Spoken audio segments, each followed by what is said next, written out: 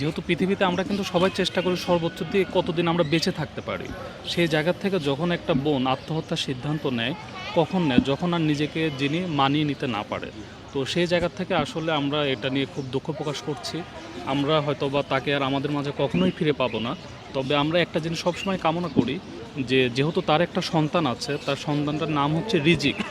তো সন্তান তো আপনার আমাদের সবারই আছে, তাই না? তো এই মুহূর্তে দেখেন ওই ছোট একটা বাচ্চা তার মাকে হারালো, হয়তোবা যেটা তিনি কখনো এক্সপেক্ট করেন নাই সেটাই হয়েছে। তো এটা যখন আমরা জানতে পারি, জানার পরে আমরা হচ্ছে থানাতে অবগত করি, থানার সঙ্গে কথা বলি। কথা বলার পরে আপনার হচ্ছে এখানে যে এসআই ইনভেস্টিগেশনে আছে আমরা তার সাথেও যোগাযোগ করি।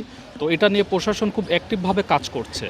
প্রশাসনের একটাই কথা, সেটা হচ্ছে যে অন্যায়কারী সে যেই হোক না কেন, সে অবশ্যই আইনের আওতায় আসবে।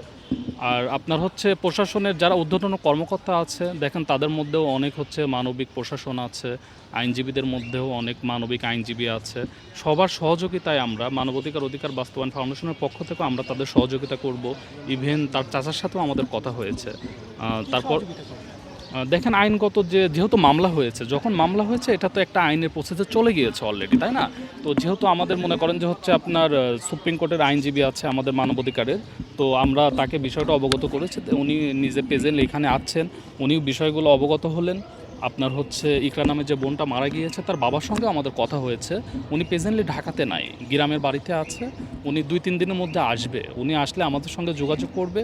উনি যেভাবে আইনি সহযোগিতা চায় আমরা সবার সহযোগিতা নিয়ে, প্রশাসনের সহযোগিতা নিয়ে, যারা হচ্ছে আপনার মানবিক আইনজীবী আছে তাদের সহযোগিতা নিয়ে আমরা সবাই কাঁধে কাঁধ মিলে, আপনারা যারা সাংবাদিক ভাইরা আছেন এটা নিয়ে যারা নিউজ প্রচার করেছেন, আজকে যারা কষ্ট করছেন, আমরা সবার সহযোগিতা নিয়ে অবশ্যই দোষী সে যেই হোক না কেন সে যেন সুষ্ঠু ইনভেস্টিগেশনের মাধ্যমে আইনের আওতায় আসে, এটাই আমরা কামনা করি। আমরা বারবার এক কথা বলছে যে প্রভাব মুক্ত থেকে যেন বিচারটা হয়।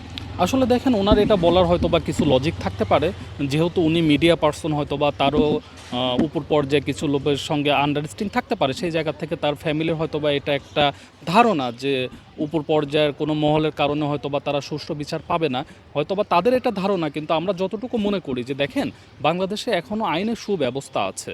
তো সেই জায়গা থেকে আমরা যারা সাংবাদিক ভাই আপনারা যারা আছেন, আইনজীবী যারা আছেন, প্রশাসনের যারা আছেন, আমরা সবাই যদি কাঁধে কাঁধ মিলে এক হয়ে কাজ করি, তাহলে আমার মনে হয় এই ইকরা নামে যে বোনটা আছে তার সন্তানটা দেখে যেতে পারবে তার মায়ের সঙ্গে যদি অন্যায় আসলে হয়ে থাকে, সুষ্ঠু ইনভেস্টিগেশনের মাধ্যমে সে অবশ্যই ন্যায় বিচারটা দেখতে পারবে। এটা আমরা কামনা করি। আর এইখানে আপনার হচ্ছে যে মহলই কাজ করুক না কেন, আমরা সর্বোচ্চ দিয়ে সবার সহযোগিতা নিয়ে কাজ করব যেন তার পরিবারটা সুষ্ঠু বিচার পায়, এটাই আমাদের কামনা।